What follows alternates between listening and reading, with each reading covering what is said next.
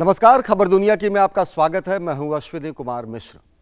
सहमति, असहमति, अशांति और आतंकवाद के बढ़ते साये के बीच जर्मनी के हैम्बर्ग में दुनिया की 20 बड़ी ताकतों के मुखिया माथापच्ची किए। ठीक इससे पहले उत्तर कोरिया ने एक और मिसाइल परीक्षण कर दिया और पूरी दुनिया को चौंका दिया। G20 में हिचकिचाहट तोड़ ट्रंप और पुतिन आपस में मिले तो मुलाकात का तयशुदा वक्त लंबा खिंच गया। वेनेजुएला संसद में तब हमला हो गया जब आज़ादी की सालगिरह का जश्न मनाया जा रहा था, तो वहीं जापान में भारी बारिश और बाढ़ के कारण दर्जनों की मौत हो गई, सैकड़ों लापता हैं। खाड़ी देशों से कतर के रिश्तों की कड़वाहट कम होती नजर नहीं आ रही है और इसका असर नागरिकों के साथ साथ बेजुबानों पर भी पड़ने लगा है। इसके अलावा होंगी विश्व परिदृश्य की कई अन्य अहम खबरें, लेकिन सबसे पहले नजर डालते हैं हफ्ते भर की सुर्खियों पर। वैश्विक सहमति और असहमति के बीच आयोजित G20 शिखर सम्मेलन जर्मनी के हैम्बर्ग में संपन्न। संरक्षणवाद के खिलाफ लड़ने और पेरिस जलवायु समझौते पर टिके रहने का हुआ फैसला। G20 सम्मेलन से ही तय ट्रंप और पुतिन की मुलाकात। सीरिया संकट, रूसी हैकिंग विवाद, साइबर हमले और आतंकवाद समेत कई अहम मुद्दों पर खुलकर हुई बातचीत। सीरिया को लेकर दोनों देशों के बीच संघर्ष विराम पर भी बनी सहमति। इराक का दावा, मोसुल में आतंकवादी संगठन IS का किला जमींदोज होने के कगार पर। हमले में मारे जा चुके हैं ज्यादातर आतंकवादी। मोसुल के बाहर शिविरों में रह रहे लोगों में जबरदस्त उत्साह। G20 की बैठक से पहले उत्तर कोरिया ने एक और मिसाइल परीक्षण कर पूरी दुनिया को चौंकाया। अमेरिका ने कहा उसका धैर्य दे सकता है जवाब, तो वहीं चीन ने सभी पक्षों से शांति की अपील की। अरब देशों और कतर के बीच रिश्तों की तल्खी बरकरार। कतर ने कहा खाड़ी देश मामले को सुलझाने को लेकर नहीं है गंभीर। गतिरोध दूर करने के लिए अमेरिका और ब्रिटेन के राजनयिक प्रयास जारी। और सबसे पहले बात जर्मनी में हुए G20 शिखर सम्मेलन की। आतंकवाद, संरक्षणवाद, जलवायु परिवर्तन और अन्य अहम मुद्दों पर सहमति असहमत के बीच दुनिया भर की 20 बड़ी ताकतों के नेता G20 शिखर सम्मेलन में भाग लेने के लिए जर्मनी के हैम्बर्ग में इकट्ठा हुए। 2 दिन चले सम्मेलन में माथापच्ची के बाद दुनिया की बड़ी आर्थिक ताकतें संरक्षणवाद के खिलाफ लड़ने और पेरिस जलवायु समझौते पर टिके रहने के फैसले के साथ विदा ली। हैम्बर्ग घोषणा पत्र में कहा गया, हम अकेले के बजाय साथ चलकर ज्यादा हासिल कर सकते हैं। सड़कों पर सम्मेलन के खिलाफ गुस्सा था, प्रदर्शन था, हिंसक झड़पें थीं, तो वहीं अंदर मतभेद थे, खींचतान थी और नाराजगी। लेकिन घोषणा पत्र आते आते बहुत से मुद्दों पर सहमति बनती दिखी। फिर भी जलवायु परिवर्तन के मुद्दे पर तकरार बरकरार ही रह गई। ज्यादा नुकसान ना हो, इसका भी समाधान निकाला गया। जलवायु परिवर्तन समझौते से अमेरिका के बाहर होने के फैसले को स्वीकार करते हुए 19 देशों ने पेरिस समझौते के प्रति अपनी निष्ठा फिर से दोहराई। हालांकि G20 शिखर सम्मेलन में शामिल नेता इस बात पर सहमत दिखे कि यह समझौता बदला नहीं जा सकता है। साथ ही यह भी कहा गया कि अमेरिका अन्य देशों के ईंधन को अधिक स्वच्छ रूप से इस्तेमाल करने में मदद करेगा। सम्मेलन में संरक्षणवाद को रोकने पर जोर दिया गया। कई नेताओं ने डोनाल्ड ट्रंप के अमेरिका फर्स्ट की नीति की कड़ी आलोचना की। विकसित और विकासशील बाजारों को साथ लाकर वैश्वीकरण का वो रूप देने की प्रतिबद्धता दोहराई गई जो सबके लिए फायदेमंद हो। हालांकि G20 मुक्त व्यापार के अपने पुराने रुख पर कायम है। The 19 member states of G20 say that the Paris Agreement is irreversible, that we feel committed to what we agreed on, and that it is to be implemented as quickly as possible. सम्मेलन में आतंकवाद के खिलाफ प्रधानमंत्री नरेंद्र मोदी द्वारा बताए गए 11 सूत्रीय एक्शन प्लान की खूब चर्चा रही। पीएम मोदी ने कहा कि आतंकवाद का समर्थन करने वाले देशों के विरुद्ध सख्त कदम उठाया जाना चाहिए ताकि वो ऐसी हरकतों से बाज आएं। 20 सदस्यों का समूह G20 एक अंतर्राष्ट्रीय मंच है जो दुनिया के 20 प्रमुख औद्योगिक और उभरती हुई अर्थव्यवस्थाओं को एक साथ लाता है। G20 विश्व के सकल घरेलू उत्पाद के 85% और कुल आबादी के 2/3 हिस्से का प्रतिनिधित्व करता है। 1999 में G20 का गठन हुआ था। तब ये केवल सदस्य देशों के वित्त मंत्रियों और केंद्रीय बैंकों के गवर्नरों का संगठन था। 2008 में आई वैश्विक मंदी से निपटने के लिए G20 में बड़े बदलाव हुए और इसे शीर्ष नेताओं के संगठन में तब्दील कर दिया गया। G20 शिखर सम्मेलन में पूरी दुनिया की निगाहें टिकी रहीं रूसी राष्ट्रपति व्लादिमीर पुतिन और अमेरिकी राष्ट्रपति डोनाल्ड ट्रंप की मुलाकात पर। भले ही दोनों नेताओं की मुलाकात देर से हुई हो, लेकिन जब मुलाकात हुई तो बात भी बनी। दोनों नेताओं के बीच सीरिया में युद्ध विराम पर सहमति बनी। बैठक महज आधे घंटे ही होनी थी, लेकिन बातचीत का दौर करीब 2 घंटे तक चलता रहा। यह बैठक दुनिया की 2 बड़ी ताकतों अमेरिका और रूस के प्रमुखों के बीच थी। डोनाल्ड ट्रंप के अमेरिका के राष्ट्रपति बनने के बाद पहली बार G20 सम्मेलन से इतर ट्रंप और व्लादिमीर पुतिन मिल रहे थे, जिस पर पूरी दुनिया की निगाहें थीं। बैठक के दौरान सीरिया संकट, रूसी हैकिंग विवाद, साइबर हमले, आतंकवाद, हाल के दिनों में आई रिश्तों में कड़वाहट समेत कई अहम मुद्दों पर खुलकर बातचीत हुई। पहली ही मुलाकात में सीरिया को लेकर दोनों देशों के बीच संघर्ष विराम पर सहमति बन गई है। दक्षिण पश्चिम सीरिया में संघर्ष विराम रविवार से लागू हो रहा है। इस समझौते में जॉर्डन भी शामिल है। दक्षिण पश्चिमी सीरिया में युद्ध की तीव्रता में कमी लाने को लेकर रूस और अमेरिका के बीच समझौते पर सहमति बनी है। जॉर्डन भी इसका हिस्सा होगा। इस दौरान दोनों नेताओं के बीच रूसी हैकिंग विवाद पर भी बातचीत हुई। राष्ट्रपति चुनावों में रूसी हस्तक्षेप के विवाद पर ट्रंप घरेलू राजनीति में निशाने पर रहे हैं, इसलिए सबकी नजरें इस पर टिकी हुई थी, जहां पुतिन ने साफ किया कि रूस इसमें शामिल नहीं है। राष्ट्रपति पुतिन ने कहा कि ये सच नहीं है कि रूसी अधिकारियों ने अमेरिकी चुनाव में हस्तक्षेप किया है, और ट्रंप ने कहा कि वो इन दावों को स्वीकार करते हैं।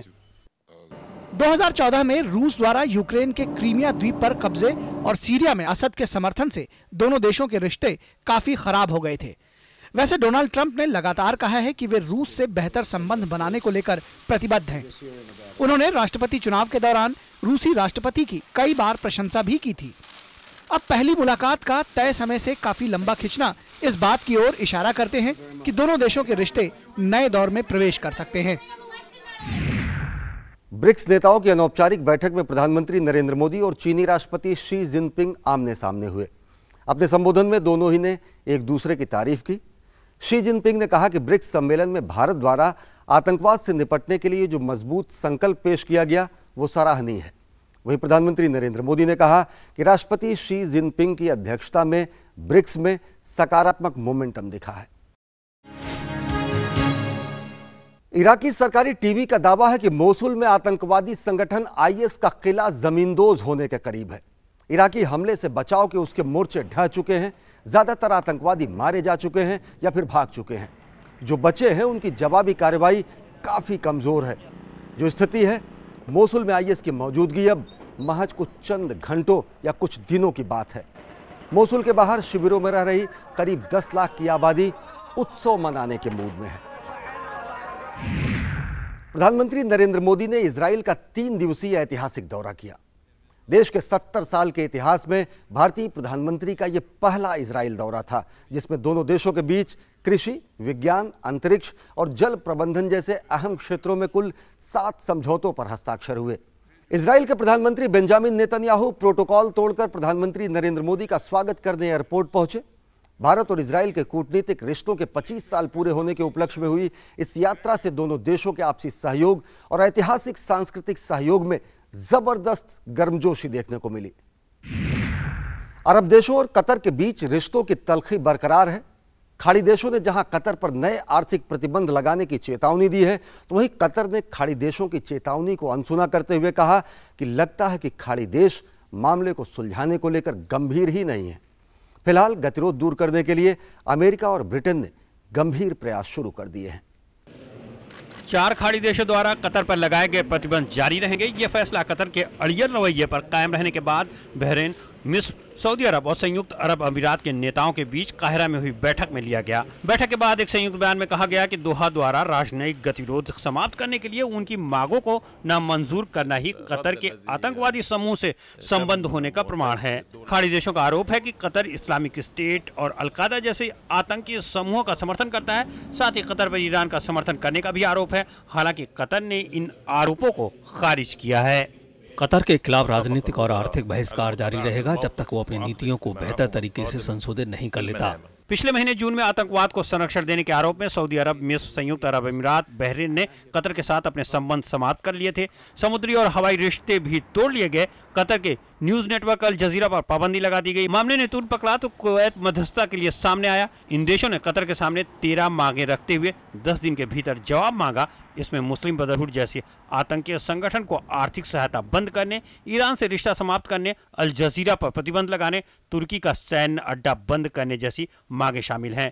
बैठक में कतर की प्रतिक्रिया को नकारात्मक कहते हुए इसकी कड़ी निंदा की गई। साथ ही कतर के खिलाफ और अधिक राजनीतिक, आर्थिक और कानूनी कदम उठाने की बात कही गई।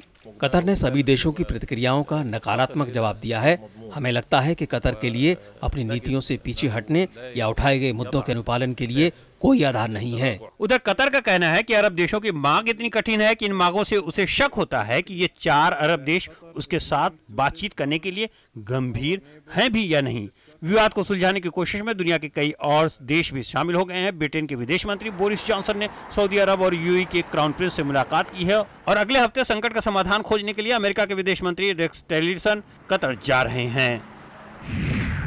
जब दुनिया के सभी बड़े नेता G20 की बैठक के लिए हैम्बर्ग रवाना हो रहे थे तो उत्तर कोरिया ने एक और मिसाइल परीक्षण कर G20 के सदस्यों की चुनौती बढ़ा दी। उत्तर कोरिया की यह अंतर महाद्वीपीय बैलिस्टिक मिसाइल भले ही जापान के समुद्र में गिरी हो, लेकिन इसकी धमक हैम्बर्ग से न्यूयॉर्क तक सुनाई पड़ी। परीक्षण के बाद जहां अमेरिका ने कहा कि उत्तर कोरिया को लेकर उसका धैर्य अब जवाब दे गया है, तो चीन ने सभी पक्षों से शांति बरतने की अपील की। कोरियाई प्रायद्वीप की शांति और स्थिरता एक बार फिर से उत्तर कोरिया द्वारा दागी गई बैलिस्टिक मिसाइल की भेंट चढ़ती दिख रही है। मंगलवार को छोड़ी गई अंतर्द्वीपीय बैलिस्टिक मिसाइल वैसे तो जापान के समुद्र में गिरी, लेकिन इसकी मारक क्षमता से अमेरिका के माथे पर चिंता की लकीरें खिंच गई हैं। ये मिसाइल अमेरिका को भी अपनी जद में ले सकता है। परीक्षण की सफलता से उत्साहित लोगों ने सड़कों पर उतरकर जश्न मनाया और आतिशबाजी भी की। सेना के जवान भी इस खुशी के मौके पर बराबर में शरीक रहे। अमेरिका ने परीक्षण पर कड़ा रुख अपनाते हुए जरूरत पड़ने पर उत्तर कोरिया के खिलाफ सैन्य ताकत इस्तेमाल करने की धमकी तक दे डाली है। साथ ही रूस और चीन को आगाह करते हुए उत्तर कोरिया को सहयोग देना बंद करने की बात कही है। उत्तर कोरिया द्वारा किया गया मिसाइल प्रक्षेपण केवल खतरनाक ही नहीं बल्कि लापरवाह और गैर जिम्मेदार हरकत है, जो ये दिखाता है कि उत्तर कोरिया दुनिया का हिस्सा बनने लायक ही नहीं है। उत्तर कोरिया के परीक्षण पर चीन ने सदी हुई प्रतिक्रिया देते हुए सभी पक्षों से शांति बरतने की अपील की है। चीन प्रक्षेपण के लिए अपना विरोध व्यक्त करते हुए उत्तर कोरिया से संयुक्त राष्ट्र के प्रस्तावों का सम्मान करने के लिए अनुरोध करता है। हम सभी पक्षों से शांति और संयम बनाए रखने का अनुरोध करते हैं। हालांकि चीन ने एक बार फिर से अमेरिका के उत्तर कोरिया के परीक्षणों पर रोक लगाने के बदले दक्षिण कोरिया और अमेरिका के संयुक्त सैन्य अभ्यासों को रोकने की बात कही। इस बीच जापान सागर में अमेरिका और दक्षिण कोरिया के लड़ाकू विमानों और नौसैनिक जहाजों ने कई मिसाइलें संयुक्त रूप से अभ्यास के दौरान दागी हैं। इस अभ्यास में 15 जंगी जहाजों ने हिस्सा लिया, जिसमें हेलीकॉप्टर और लड़ाकू विमान के साथ 32,000 टन का विध्वंसक जहाज भी शामिल था। दोनों देशों के बीच एक सैन्य साझेदारी के तहत दक्षिण कोरिया की सुरक्षा के लिए 28,500 अमेरिकी सैनिक इलाके में तैनात हैं। उधर उत्तर कोरिया पर बढ़ती तनातनी के बीच अमेरिका ने दक्षिण चीन सागर में अपना दमखम दिखाया है। विवादित दक्षिण चीन सागर के पूर्वी हिस्से के ऊपर 2 लड़ाकू विमानों को भेजते हुए अमेरिका ने इस क्षेत्र पर चीन के दावे को दरकिनार करते हुए इस अंतर्राष्ट्रीय क्षेत्र मानने पर जोर दिया है।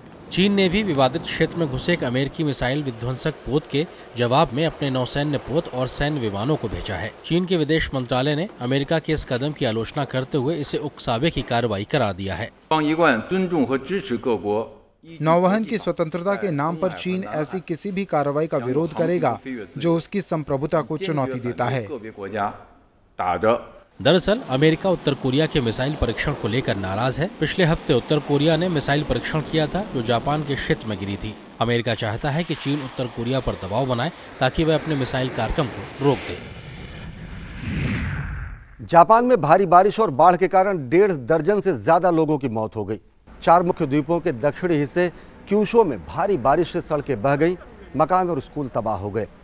हजारों की संख्या में बचाव दल बारिश और कीचड़ से भरे दलदल में लापता और फंसे हुए लोगों को बचाने में लगे रहे। सैकड़ों लोगों से अब तक संपर्क नहीं हो पाया है। दलदली जमीन होने के कारण राहत एवं बचाव कार्य में काफी दिक्कत आई।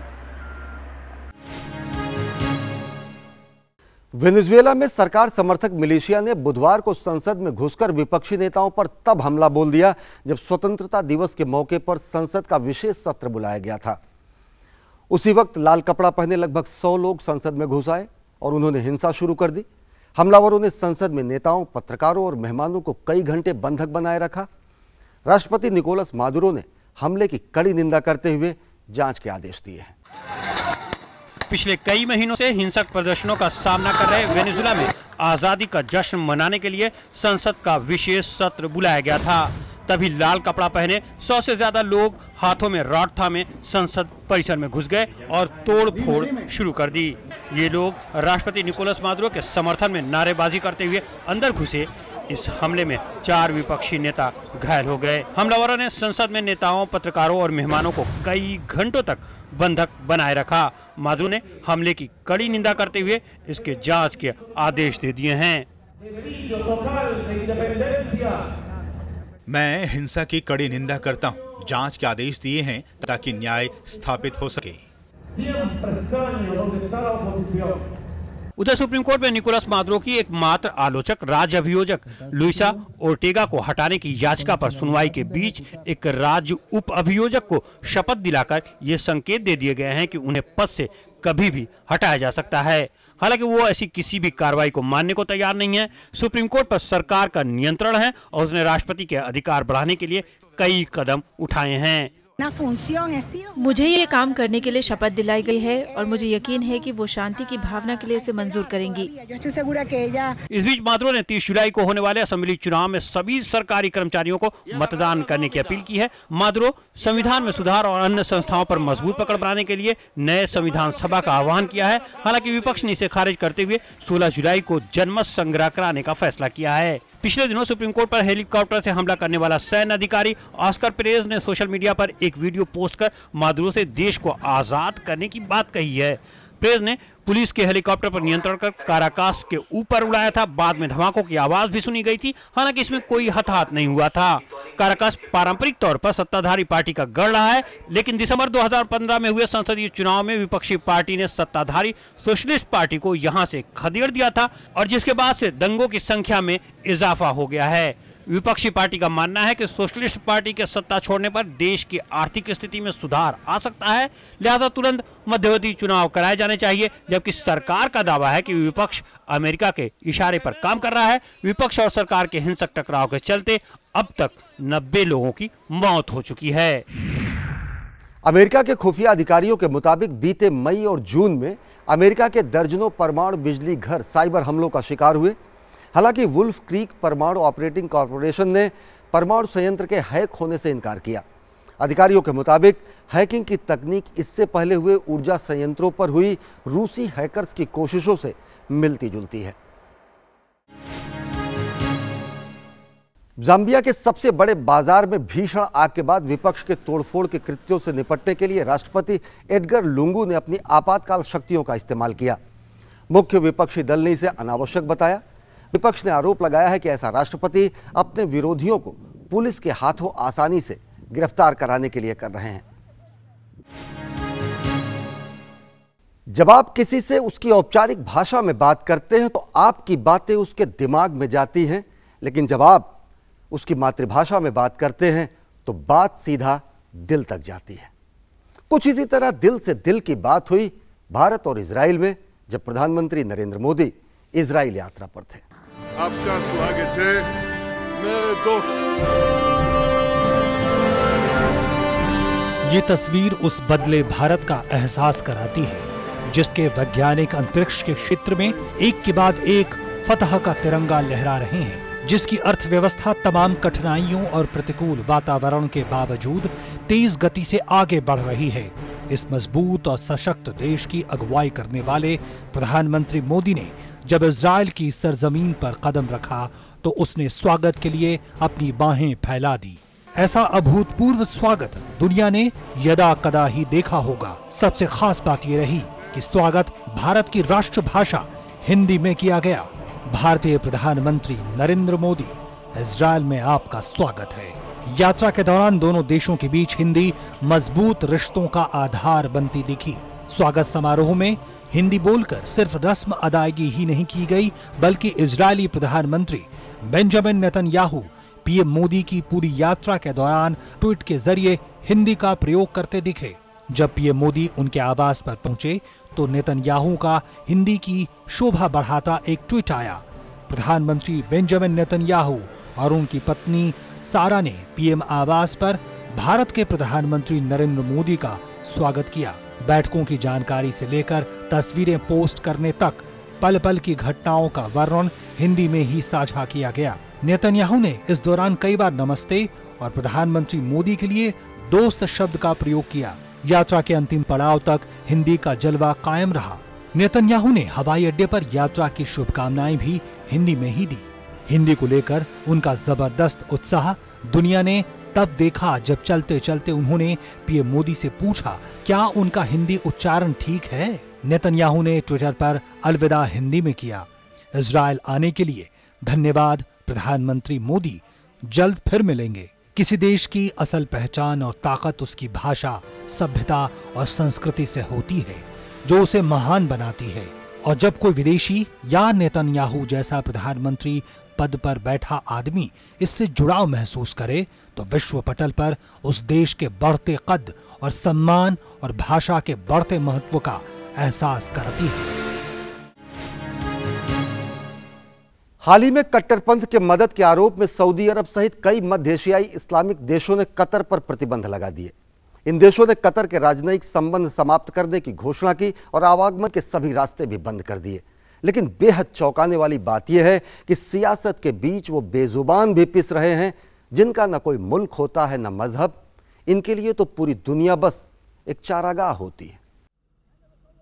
बेजुबान जानवरों के लिए सरहद की लकीरें कोई मायने नहीं रखती। देश की सीमाओं की बंदिश से आजाद हरियाली या चारा ही इनकी सीमा होती है। छोटे से मुल्क कतर में चारों की कमी के चलते यहाँ पालतू ऊंट, भेड़ और दूसरे जानवर सीमा की रुकावट को धता बताते हुए सऊदी अरब के इलाके में घुस जाते हैं। पेट भरा तो वापस लौट आए, नहीं तो वहीं पर डेरा डाल दिया। जाहिर है मासूम जानवरों से किसको शिकायत होगी, लेकिन जब इंसानों के बीच वर्चस्व की जंग गर्दिश करने लगती है तो सीमा से गुजरने वाले परिंदों के पर भी पहरा बैठा दिया जाता है। ऐसा ही हुआ सऊदी अरब और कतर के बीच। इंसानों के बाद सऊदी अरब ने अब कतर के ऊंट भेड़ों पर चाबुक चलाया।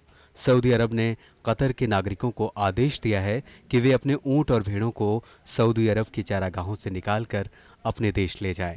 करीब 15,000 ऊंट और 10,000 भेड़ें पहले ही सरहद पार करके कतर पहुंच चुकी हैं। सऊदी अरब से वापस लौट रहे कतरी पशुओं के लिए सरहद पर अस्थायी शिविर लगाए गए हैं, जिनमें चारे और पानी का इंतजाम किया गया है। शुक्र है हमारे ऊंट अच्छे हैं और हमने उनमें से अधिकतर को पा लिया है। अब हम सीमा पार कर चुके हैं तो अब हम निश्चिंत हो चुके हैं। सऊदी अरब में हमें नुकसान पहुंचाया गया था, कतर के अधिकारियों ने हमारी मदद की। इसी महीने सऊदी अरब समेत कई खाड़ी देशों ने कतर पर चरमपंथ को बढ़ावा देने की मदद करते हुए उससे राजनयिक संबंध खत्म कर लिए और आवागमन के रास्ते भी बंद कर दिए थे। हालांकि कतर ऐसे आरोपों को खारिज करता है। अब सऊदी अरब के इस नए कदम से कतर के पशु मालिक खासे नाराज हैं। ये जानवरों के खिलाफ है। सऊदी में नहीं आने देने के फैसले से कतर के जानवरों और ऊंटों को खाने का संकट पैदा हो गया है। दरअसल कतर में पर्याप्त चारागाह न होने के कारण कई कतरी नागरिक अपने पशुओं को सऊदी अरब में रखते हैं, लेकिन इन बेजुबानों को क्या पता, स्वार्थ की लड़ाई के बीच इन्हें भी अपने पेट की आग बुझाने के लिए राजनीतिक जोड़-तोड़ से गुजरना होगा। तो इन बेजुबानों को किसी चारागाह की तलाश है। खबर दुनिया के कार्यक्रम के आज के अंक में बस इतना ही। आप अपने सुझाव और प्रतिक्रियाएं हमें ईमेल कर सकते हैं। हमारा ईमेल का पता है khabarduniaki@gmail.com। और देखिए, दुनिया जहां अपनी दुनियादारी में उलझी रहती है तो ऐसे भी लोग हैं जो दुनिया के हर रंग का, हर पल का, हर तरीके से लुत्फ उठाते हैं और जिंदा दिली को जिंदा रखते हैं। लिहाजा जाते जाते आज हम आपको छोड़ जाते हैं फ्लोरिडा तट पर पानी के अंदर हुए संगीत महोत्सव की झलकियों के साथ। तो आप लुत्फ उठाइए इन झलकियों का। हमें और हमारी पूरी टीम को दीजिए इजाजत। देखते रहिए डीडी न्यूज़। नमस्कार।